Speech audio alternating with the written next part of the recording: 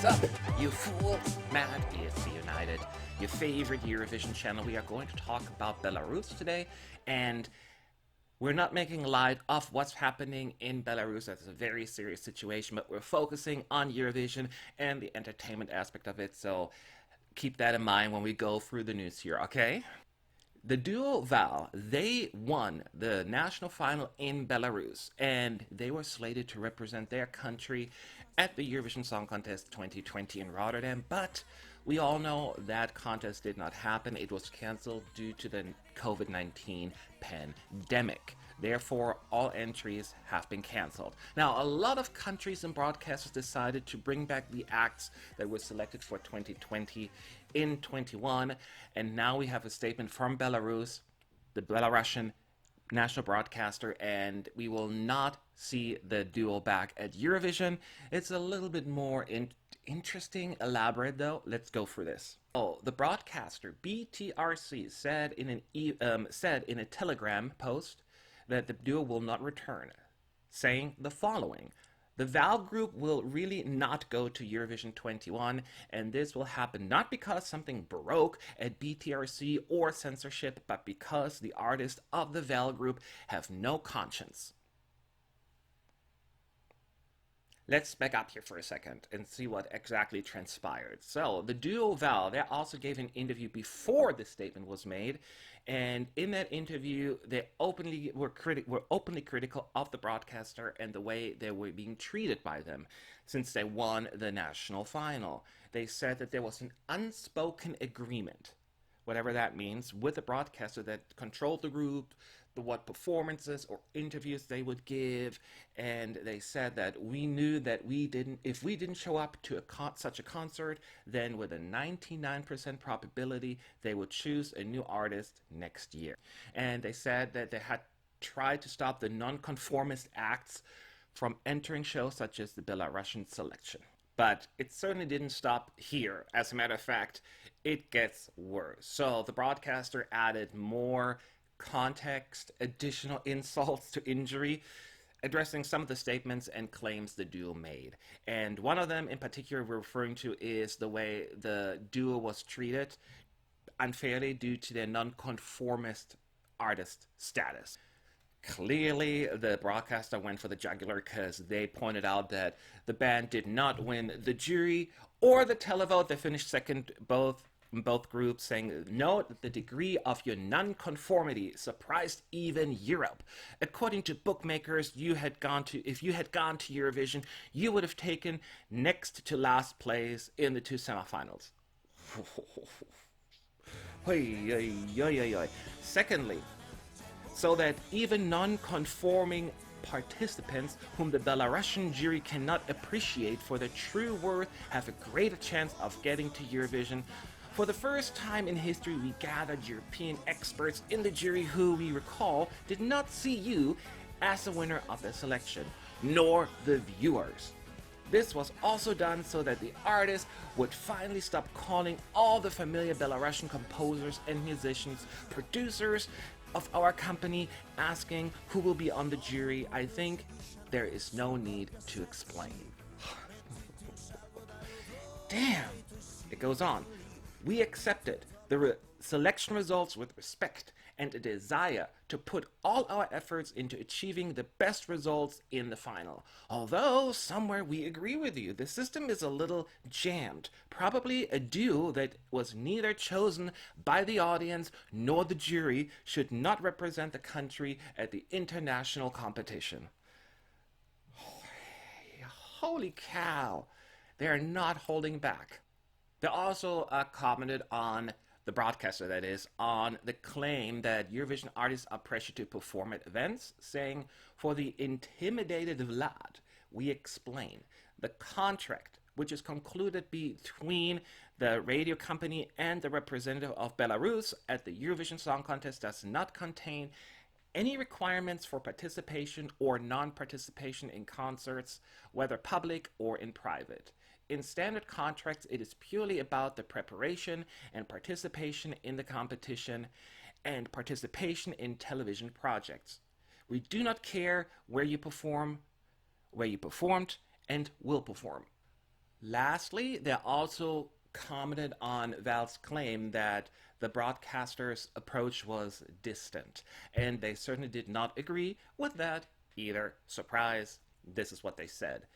As the distant work, again, quotation distant, of BTRC involved negotiations with some of the best directors of Eurovision, and as a result, the performance was to be directed by the director of the winner of Eurovision 2014, Conchita Wurst, and the performances of Austria at Eurovision 2018, a third place, Marvin Dietman, and the famous Cypriot Alex Panayi, who was to become the vocal teacher.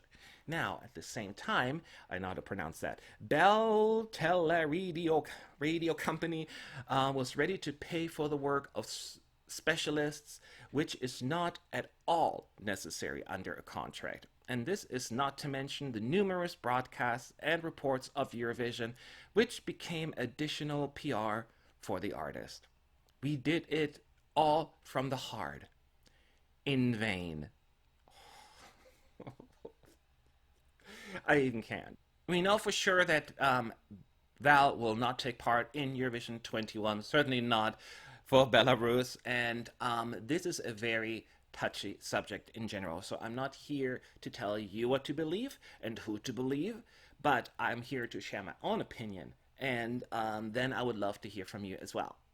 When I listened to that statement, or I read the statement, I immediately thought, what an unprofessional statement by a broadcaster. Clearly, they were on the defense. They were hurt, upset for whatever reason. It seems they're lashed out, and usually when people lash out like that, it seems to me as they were caught red-handed.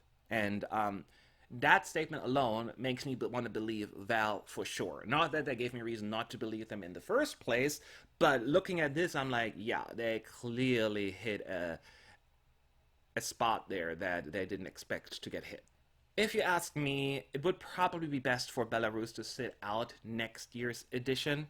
Its emotions are running high, and it sounds as I'm downplaying the situation because it is such a serious situation in Belarus for the people. And that is, out of all things, the saddest part. And this is clearly bigger than Eurovision and more important. So I cannot stress that they should focus on what's going on in the country. The people, I don't even know if they would be into Eurovision right now, and having a state-run broadcaster potentially push some propaganda or perceived propaganda at Eurovision would be really awkward. And I don't know what acts would really be interested in going. Well, maybe Aliona Lanskaya from 2013, yes. She may be interested because she's like a big fan of the president. But anyway, so I'm thinking, is there anything the EBU can do? Because with the current situation, feels as they got to do something. They need to ban Belarus, but I just don't see that happening either. I don't know what they can do except for maybe putting out a strongly worded official statement saying we are with the people and da da da da da, because the EBU tends to stay away from any political situations in any country. It happened with the Russia-Ukraine thing and in previous conflicts as well. They don't want to get involved in that. They can maybe make an official statement, but ultimately they will not go crazy about this. And I expect Belarus in Rotterdam. They want to take part in Junior Eurovision. I expect them to be here as well, in Rotterdam as well. The state broadcaster knows this is one of the few ways where they can have an international platform. So yeah, I expect them to be in Rotterdam. I personally think they should not be. But that is just my opinion. Ultimately, the only people that are losing here are the people of Belarus, who are bravely out there protesting, quitting their jobs at the broadcaster and other state official institutions, showing what they believe is a scam government. And I'm no expert on this topic, so I will not dare to go into the details. But what I can tell you is I'm just like basically everyone else. I'm with the people of Belarus. I'm insanely, I'm not sure proud is the right word, impressed with the people. People like VAL, who put their musical career on the line, potentially ruined it for good, but doing this for the greater of the country and the nation, and that is inspiring. And my hat is off to them, not right now because I didn't get a haircut because everything is closed down, but my, metaphoric. So if Belarus is at Eurovision next year, and as said, I expect them to be there, I feel as they're going to get the Russia treatment, which is usually a lot of booing, unless it's Sergei Lazarev. But yeah, so, and it feels wrong seeing artists being booed, but knowing the circumstances, any artists that put themselves out there representing Belarus, they know what's coming. This will not be a surprise. So if you don't want to get booed, don't go to Eurovision next year and represent Belarus. It's as simple as that. It's very easy for me to sit here in front of a microphone in my safe little apartment, waiting out COVID, and judging a situation in a country that I've never been to and have only the information available that's being brought to me by the media. But I am 100% in favor of the Belarusian people, and what they're doing is inspiring to no end. I always sit there like tearful. I'm like, these people are amazing. We need to always separate the people of Belarus and the government, because clearly in this particular example, it shows that they, in many cases, could not be further apart. But those are just my thoughts, my opinions. You are allowed to disagree.